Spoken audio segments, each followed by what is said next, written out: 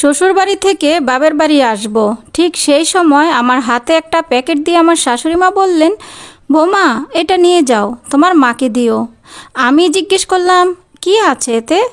উনি বললেন, শাড়ি, তোমার মাকে বলো আমি এটা পাঠিয়েছি। মনে মনে ভাবলাম, নিশ্চয়ই কোনো উদ্দেশ্য আছে, তা না হলে আমার মায়ের জন্য শাড়ি দিতে যাবেনই বা কেন? অতিভক্তি চোরের লক্ষণ নয় তো? শাশুড়িমার সম্পর্কে এমন খারাপ ভাবনা আমার হতো না যদি ওই কথাটা না শুনতাম। ঘটনাটা ঘটল বিয়ের 5 দিনের মাথায়। আত্মীয় স্বজনরা যে যার বাড়ি চলে গেছে। আমার একমাত্র ননদ, সেও সেদিন চলে যাবে। আমি বলেছিলাম, দিদিভাই আরও 2 দিন থেকে যাও।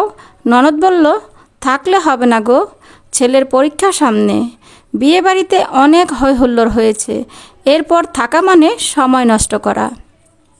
বাড়ি যাওয়ার সময় আমার ননদ শাশুড়ি মায়ের ঘরে ঢুকলো। মা, তোমার মনের ইচ্ছাটা এবার পূরণ হবে, নতুন বউ তো এসেই গেছে, শুরুটা করে দাও। আমি শাশুড়ি মায়ের ঘরের ঠিক তখনই ঢুকতে যাচ্ছিলাম, ননদের এমন কথা শুনে কানে আসতে ঘরে ঢুকতে গিয়েও আমি আর ঢুকলাম না।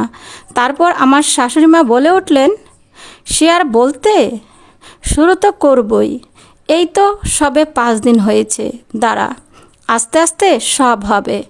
মনের সমস্ত রাগ এবার উসুল করে নিব। রাগ উসুল করে নিবে, এমন কথা শুনে আমি তো হয়ে গেছি। মনে মনে ভাবলাম, আমি আবার 5 দিনে কি এমন করলাম যে আমার উপর রাগ উসুল করবেন উনি? আমি দৌড়ে এসে একেবারে আমার ঘরে। আমার বর তখন অফিসে যাওয়ার জন্য জামা প্যান্ট আয়রন করতেছিল। আমার বর আমাকে জিজ্ঞেস করলো, কি হলো, এভাবে দৌড়ে আসলে যে? আমি কি উত্তর দিব তখন বুঝতে পারতেছিলাম না। কতটা ঘুরিয়ে দিয়ে বললাম, কই কিছু না তো। বলল, যেভাবে তুমি ঘরে দৌড়ে এলে, ভয় পেয়ে ছুটে এসেছি। এদিকে ননদ তখন শাশুড়ি মায়ের ঘর থেকে বের হয়ে এসে আমাকে ডাকাডাকি করা শুরু করলো। আমি ঘর থেকে বেরিয়ে আসি, সঙ্গে আমার বড়। আমি কাছে যেতেই ননদ বলল, ভালো থেকো, সুখে সংসার করো, সব সময় হাসি খুশি থাকবে, কেমন? আমার বরের দিকে তাকিয়ে বলতে লাগলাম, ভাই আরুষিকে ভালো রাখিস, ও ওই বাড়িতে নতুন, ওর কোনো কিছু ভুল ত্রুটি হলে ক্ষমা করে দিস। এমন কথা শুনে হতবাক। কিছুক্ষণ আগে শাশুড়ি মাকে ওইরকম একটা কথা বলে এলো, আবার আমার সামনে এসে অন্য সুরে কথা। ভাবতেই পারছিলাম না, একটা ছোটোখাটো ব্যাপার তৈরি করে দিয়ে এত বড় একটা ঘটনা করে গিয়ে আবার বাড়ি চলে গেল। এদিকে সবার কথা ভাবতে লাগলাম, এ কেমন বাড়িতে এসে পড়লাম রে বাবা। বিয়ের পর আসতে না আসতেই আমার উপর। আসলে শাশুড়ি কখনো মা হয় না, আর বৌমা কখনো মেয়ে হয় না।